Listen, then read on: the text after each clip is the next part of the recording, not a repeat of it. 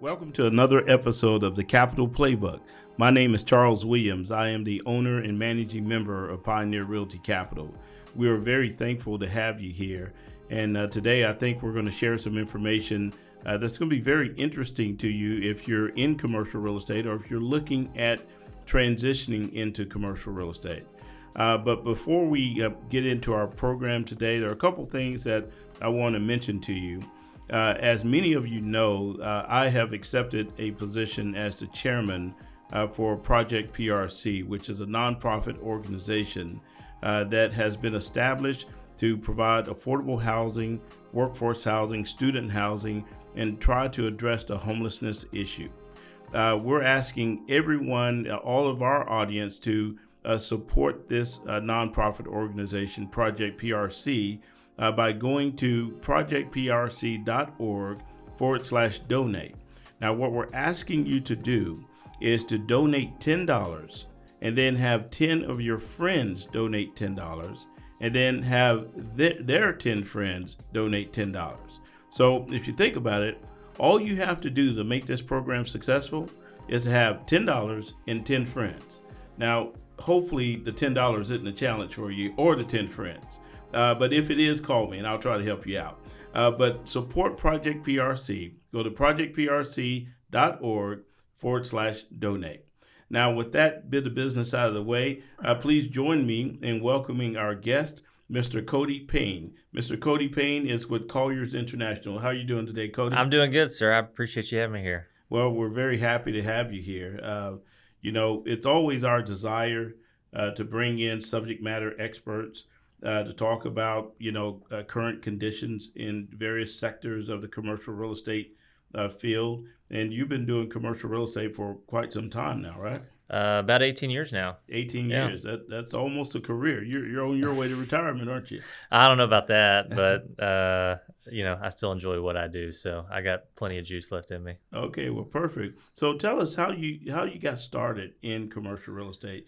Tell us a little bit about your professional background. Well, I mean, it's quite simple. Actually, I grew up in Grand Prairie, and I really didn't want to go to college. And so right when I got out of school, I was selling cars, and somebody introduced me to a guy out here that ran a local firm, David Dunn, and I convinced him to hire me, and he said he would if I went to college at night. And so he kind of taught me the ropes, and I did that, and he stuck me in the kind of office industrial leasing sector. And so that's kind of where I got my feet wet with him, and I worked for him for about 10 years as he then bought into a Sperry Van Ness franchise at that point. Okay, very good. So you were fortunate enough to make a connection in commercial real estate and to go right into commercial real estate field. Yeah, pretty much straight out of high school. I had to do some convincing because no big shop would hire me. Right. They all wanted somebody with a college degree or with a family connection, and I just didn't have that. But he was, he was an opportunistic individual, and I appreciate him for that. Okay, good deal. He got some free work out of you. Huh? Yeah, pretty much he did. So that's the first time I've heard it introduced that way. He was opportunistic. So that's a good way of saying free work. Yeah. Right. Yeah. Well, good for you. Well, it worked out for you because you've established a pretty good career, and now you kind of alluded to how you got into the office industrial because that's kind of what you started doing from the very beginning. Correct. But how would you say that office industrial differ from other sectors of commercial real estate? Well, I mean, obviously, especially in commercial real estate, as each sector really has its set of buyers, right? Like typically multifamily guys don't do a lot of retail. There are not a lot of cross-asset pollination or whatnot going on. The office and industrial sector, however, sometimes does. And so really I started in the office sector, then we started doing a little bit of industrial here and there. And so now even today, we still sell a lot of flex industrial to office owners and vice versa. And so those two play closer together than probably any other asset class. Okay, well, that makes sense. I can see how that, because you have flex space, whereas part office, part industrial. Correct, yeah. And then you have quite a bit that is, true flex, which is 50% office, 50% warehouse. And then over time, some of those expand more into office. And so it's the only thing that office doesn't really play with is the big box industrial, Gotcha. right? Because that's a completely different sector. Right. But our stuff's more on the flexi industrial side. Yeah. So now, what would you say is the key to establishing yourself in a career like this? If someone was just getting their real estate license, didn't have the family connection, maybe they have a degree in their license, what would be some of the steps they would need to follow to get established in this sector and in this type of business? I mean, you just got to be motivated. You know, my motivation was I wanted a Cadillac. I'd never been in one before. Right. And so that was my motivation. And, you know, I wanted to live in Addison. I thought that's where all the rich people lived. Mm-hmm. But, you know, So really, you live in Addison? no, I did. I did move to Addison, and then I realized everybody out there, you know, wasn't millionaires. Time to move to Grand Prairie. Yeah. And so it's Right. time to go back. But, no, it's really just, you know, finding a sector that you like and enjoy, Mm-hmm. and not being a generalist. Because I know, as you know, anybody that does, you know, a little bit of residential or a little bit of, you know, and they kind of do some land over here and some retail over there, they're never really somebody that's a master of the craft and is known in the industry. Is like, you know, when you see an office building, you see a retail center, you say, oh, I need to call this person, right? And so I think it's just really finding a path and sticking to it, and it being something that you like and are passionate about it. And so, you know, I know you and I were talking earlier on the office sector, and it, you know, not looking so good in the future. It still excites me because I know there's still opportunity for us and for other investors in the field. And as long as there's opportunity and you know, it keeps me motivated. Yeah. It's when the opportunity dries up is when you lose a little bit of that. Yeah. And, you know, that's one thing about each market has its cycle. You know, there are times when that asset class is very popular. There are a lot of buyers, there are a lot of sellers, a lot of activity. There are times when it's not as active. And still there could be a lot of buyers, a lot of sellers, and a lot of activity. Probably more sellers when it's not as popular. Oh, yeah. Yeah. So now, but we'll talk a little more about that, because I'm very curious about how that segment of commercial real estate is doing right now. But before we get into that specifically, again, with regards to the keys to success of establishing yourself, would you say, how important would you say your reputation is, and building your network of associates, if you will? How important would you say that is, and how has that demonstrated itself to you over the last 18 years?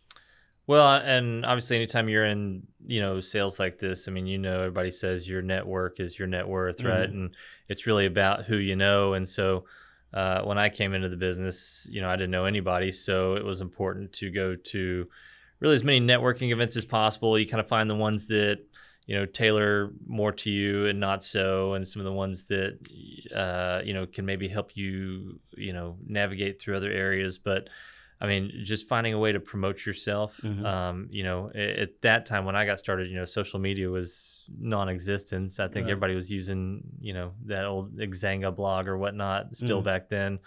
But I was probably making close to 100 phone calls a day to owners, and just name repetition over time, you know, kind of helped me out, and just staying on top of these guys and trying to figure out what information I can provide. And so that's why also sticking to a specific type is key, because I can't guide somebody on a multifamily project or, you know, retail or land or anything of that nature. But when it comes to the office industrial sector, you know, we pride ourselves in being the experts and leaders. And so we're constantly looking up trends and how to make these things better. And so being able to offer that to the end user, the owner, whatnot, is really the important key. So, you know, finding the key people in your sector, staying in front of them, I think is really the biggest driver that helped me out. Okay. So building that network Correct. of individuals.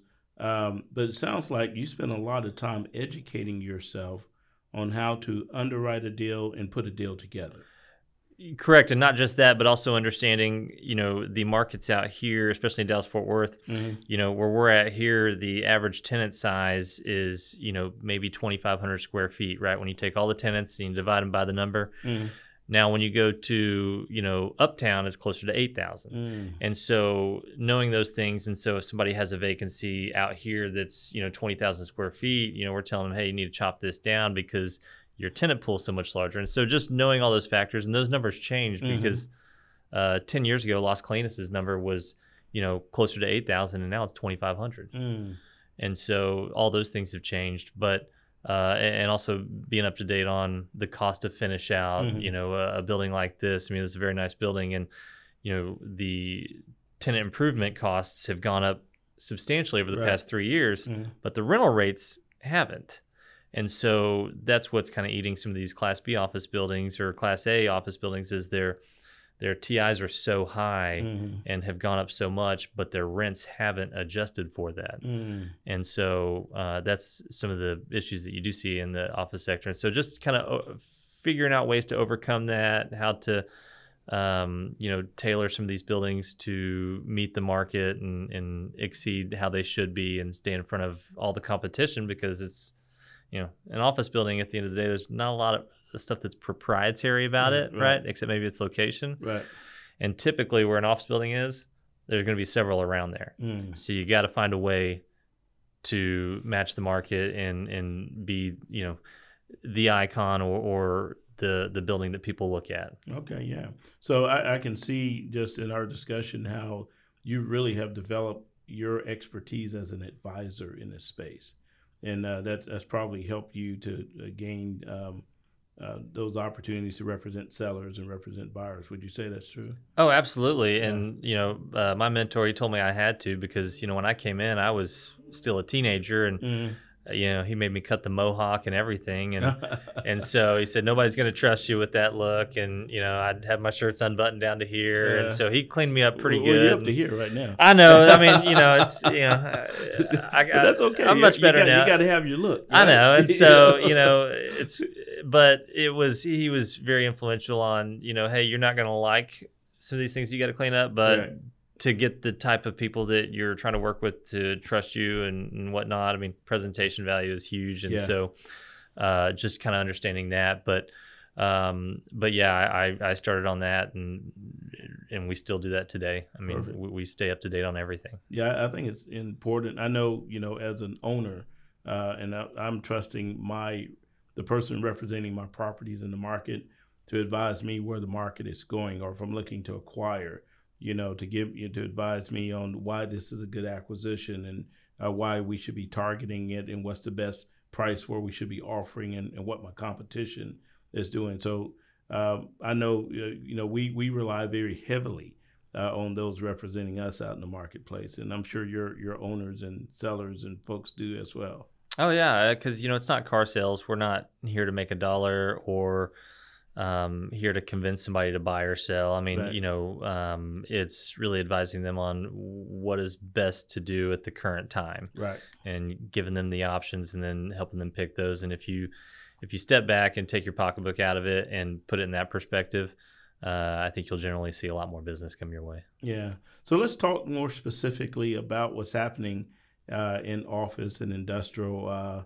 Is it going to survive, or are all the offices going away? I've heard this rumor about some computer program called Zoom, and it's going to replace all the offices. Is that just a rumor? What's happening with offices? I mean, I think there will still always be office around. Obviously, offices going through a transition right now. There's a lot of vacancy continues to come up, a lot of sublease space out there. Like I was saying, these landlords are getting hit with, much higher expenses and capital improvement costs, and the supply chain didn't, help anything out. You also see a lot of office buildings being redeveloped or converted into, maybe multifamily. We sold some that were, going to be just straight demoed and turned into industrial sites. So, but as far as the actual office sector goes, I mean, there's still a lot of companies that, want people in the office, need people in the office. I think there will always be an office need there. But I do think these next 3 years are going to be a transition period for the office sector. And so it's, I think anybody trying to predict where it's going to end up is, it's kind of a crapshoot. But I do think that we are, the U.S. is oversupplied on office currently. I think that's just a fact. And so, as these things shake out and some of these, buildings have gone into foreclosure, we've sold a couple foreclosures. We're picking up a few more. Those are several of those are being transitioned into something else as well. The best part about office is they're usually located. Their locations are usually pretty good. Their infrastructures are usually pretty good, and so that's why multifamily looks at them for reconversion purposes, because of how well the infrastructure is when they're built. But I think there's gonna be a lot of factors to look at. Rental rate's gonna be one, ownership's gonna be one. Keep in mind, institutions aren't buying office right now. It's the rarest of rare. And so, like with anything in life, even the stock market, if institutional money isn't investing in it, the prices come down. And so I think you're going to continue to see that as long as they sit on the sidelines. Wow, that's interesting. So I guess if you have a way of repositioning the property or filling it up, this could be a great buy opportunity in some of these markets, right? It could be. I think that some of the Class B and C market, I think, is still coming down. And so if it were me buying, I would probably wait a little bit longer, because you've got so much debt that's also coming due. And you've got, I don't know if you know this, but there's over, just in DFW alone, there's over 230 office buildings for sale right now, which is more than I've ever seen at one time in 18 years. And so, and a lot of it's just sitting, counting market time, because sellers aren't willing to meet the market. Price, And so as long as you have more inventory coming online that's coming offline, it's just like, the housing back in 9 and 10, I bought a house in Grand Prairie that was a foreclosure for $25K, I think in 2010, and you couldn't do that. But the only reason you could is because there was so much for sale. Right. And I think the office sector is on that way. It just hasn't been hit hard enough, long enough. But I think it's getting there. It's on its way. Yeah. So now, what impact would you say that interest rates, the capital markets, are having on driving foreclosures or driving the prices down or putting that pressure on people to sell? What impact our wonderful Federal Reserve Bank, what impact is it having on your sector of commercial real estate? I mean, it's a huge impact. We've got several deals under contract right now, ranging from 6.75% to 8% on the interest rate that they're buying it at. I mean, that's just a huge impact in value, because, a year and a half ago, they were, high 3s, low 4s. And plus there was a tremendous amount more buyers in the market at that time. So like with anything, I mean, it's affecting it quite a bit. What it's affected most is the amount of buyers in the market. And so you've got a lot more inventory than you do active buyers. Yeah. Because they have to have substantial liquidity or what about the lending market? Are you seeing that there's capital on the debt side for these transactions? Absolutely. Or people coming in as cash buyers? Yeah, no, there is. And, it's not using, large national banks. Traditionally, it's using a lot of local guys. Down payments are a little higher right now. Several that we're working on, they're doing 50% down, as to where, previously they'd be 25 to 30. And so, and they're doing that not just to appease the lender, but also to try to get that cash flow number to where they need it. And so, that's like with anything. If your interest rate's too high, you got to bring a little bit more money to the table. Yeah. But that is the good news in this sector, is because, the private sector, right? People like you and me and your general venture capitalists, your funds, your family trusts, those guys are still very active. Oh, yeah. They're making a lot of money. They are, and they will be, and, Right. and they'll continue to do that. And so, but there's also a lot of cross-asset buyers that are looking at the product type as well. We've got several multifamily funds that have been buying off of us, or buying office off of us. And so there's still good activity. It's just like with anything, pricing is going to be key with anything. Yeah. Well, pricing certainly drives it. Yeah. So going back to the career of commercial real estate, if you were to, because obviously 18 years, you've had your lessons learned.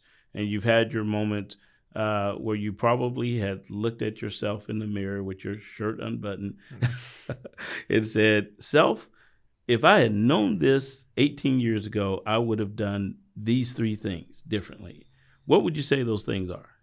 I would have started working out sooner Okay. than later.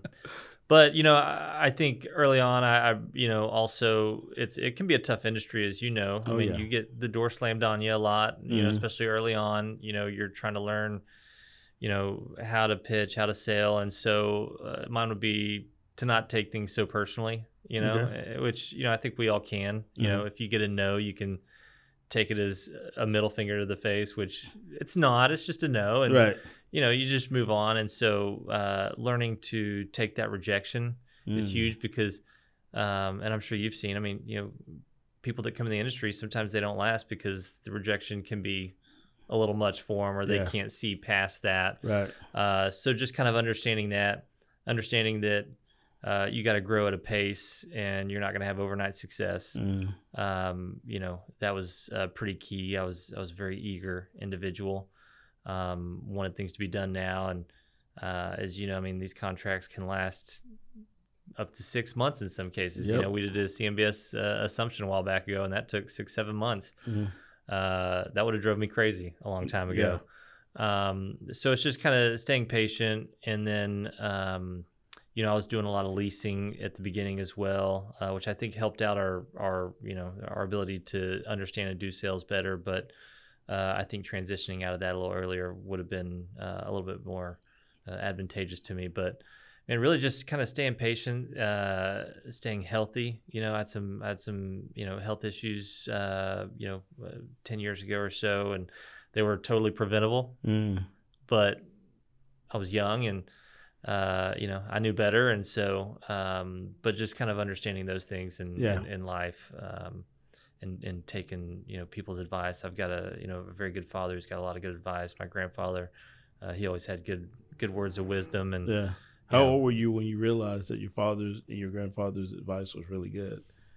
I mean, early 20s. Okay, good. Yeah, Good for you. Yeah, Most people don't realize it until they're on the other side of those bars. Yeah, no, I mean, I was raised with a good family, right. But sometimes you just think you know a little better. Of course, as a young man, you got to go through that. We all do, right? Yeah. Well, Mr. Cody Payne, thank you so much for being on our show. Yeah, I appreciate it. Thanks for having me. Great insight on what's happening into the commercial real estate sector as it relates to office and warehouse. It's really good to hear about your career path. I think that's encouraging to a lot of people that are probably getting into or wanting to get into commercial real estate. It's a fun career when you're successful. We tend to do quite well, but it does take time, doesn't it? It takes a good amount of time, but you actually look back, and I think the process was a lot more fun than I'm having now. Yeah. When you look back at it. Yeah. Well, fantastic. Well, thank you for being on our show, and thank you for joining us for another episode of the Capital Playbook. And don't forget, go to projectprc.org today and make your donation. Support our 10 for 10 program. And then also with regards to the Capital Playbook program, be sure that you like, you share, and you subscribe to this program. That allows us to attract more guests like Cody that gives us insight with regards to commercial real estate, and that will help you advance in your career. But until next time, again, thank you for being a part of the Capital Playbook.